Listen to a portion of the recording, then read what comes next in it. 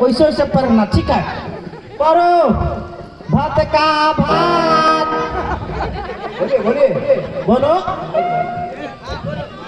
भात का भात जाओ ना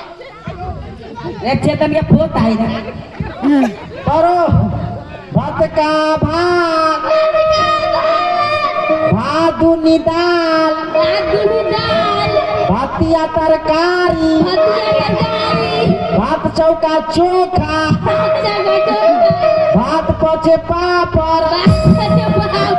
भात छक रौरी